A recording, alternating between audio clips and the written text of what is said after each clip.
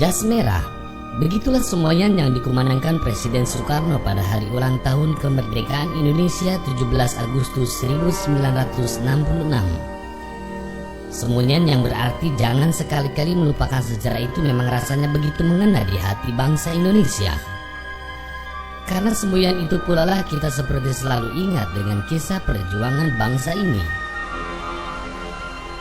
Di latar belakangi semboyan itu pula sepertinya menjadi sesuatu yang sangat menarik untuk sedikit mengenang peristiwa yang sudah terjadi.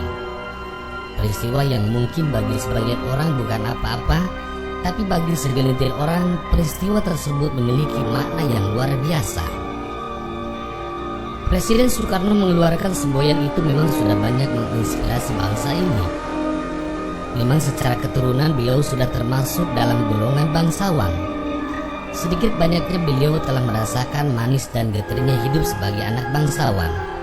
Lantas, apakah kehidupannya menjadi lebih beruntung akibat darah bangsawan yang mengalir dari ayah dan ibunya? Melalui video ini kita akan mengetahui secuil kisah masa kecil Soekarno yang bisa membuka jalan pandang pikiran kita yang lain. Soekarno memang dilahirkan dan dibesarkan di tengah-tengah kemiskinan. Beliau tidak memiliki sepatu barang sepasang pun. Mandi juga bukan dari air yang mengalir dari keran. Makan selalu menggunakan tangan sebagai alat bantu untuk menghantarkan makanan ke mulut. Tak ada yang namanya sendok dan garpu. Semua serba dalam kondisi kesusahan. Bahkan gaji ayahnya yang seorang guru hanya sebesar F gulden Belanda 25 per bulan. Gaji itu pun harus dipotong untuk sewa rumah di Jalan Pahlawan nomor 88 Surabaya sebesar F10. Sisanya harus bisa menghidupi 4 orang, yaitu ayah, ibu Soekarno dan Soekarmini, kakaknya yang beda 2 tahun. Pada usia 6 tahun keluarga putra sang pajar harus pindah ke Mojokerto. Bukan untuk mendapatkan penghidupan yang lebih layak, karena di Mojokerto tidak berbeda dengan Surabaya. Tetangga-tetangganya pun tidak lebih baik keadaannya dengan keluarga Soekarno. Bahkan untuk kalangan anak-anak, Soekarno dan teman-temannya tidak memiliki mainan. Daun yang gugur dan aliran sungai lah yang menceriakan masa kecil Soekarno dan teman-temannya. Suasana Lebaran merupakan suasana yang paling ditunggu oleh semua anak muslim, terutama di Indonesia.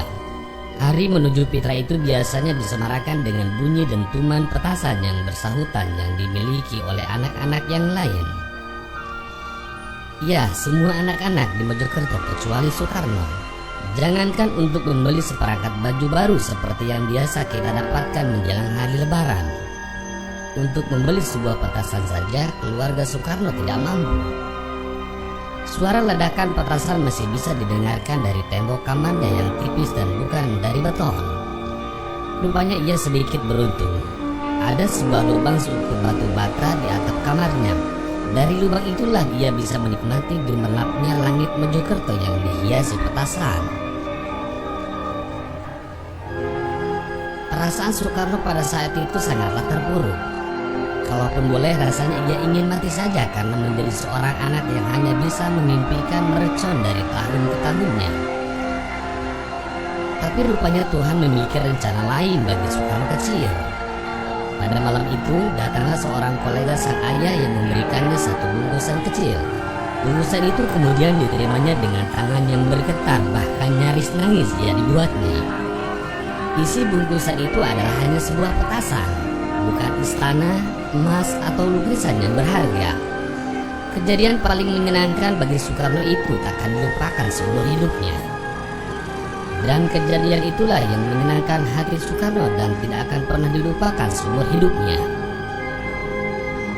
Mungkin cerita kecil masa Soekarno di atas sepertinya agak berlebihan, tapi begitulah kenyataannya. Kemiskinan membuatnya keluarga Soekarno lebih sering makan ubi kayu atau jagung tumbuk. Ibu Soekarno memang tidak mampu untuk membeli beras termurah sekalipun yang diperuntukkan untuk petani. Terkadang ia membeli padi yang kemudian ia tumbuk sendiri sehingga menjadi beras. Harga padi dengan beras memang hanya lebih murah 1 sen. Tapi 1 sen itu bisa digunakan untuk membeli sayuran. Bahkan hanya karena uang 1 sen Ibu Soekarno rela menumbuk padi setiap pagi hingga tangannya melepuh. Kepedihan Soekarno tidak berhenti sampai di situ. Pada umur 11 tahun, Soekarno diserang penyakit tipes selama 2 bulan. Selama itu juga beliau ada di ambang pintu hidup dan mati. Penyakit tersebut datang karena lingkungan rumah yang tidak bersih. Letak rumah yang relatif rendah bahkan dekat dengan kali sering mendatangkan musibah, terutama saat musim hujan. Ketika air kali meluap, air itu akan membanjiri seisi rumah Soekarno. Maklum saja, rumah ini disewa dengan harga yang sangat murah.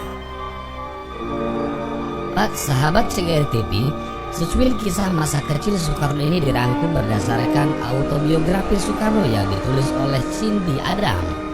Betapa kemiskinan lantas tidak menyurutkan semangat putra sang fajar. Kemiskinan inilah justru yang membentuk karakter pemimpin Indonesia yang begitu mesra dengan rakyatnya.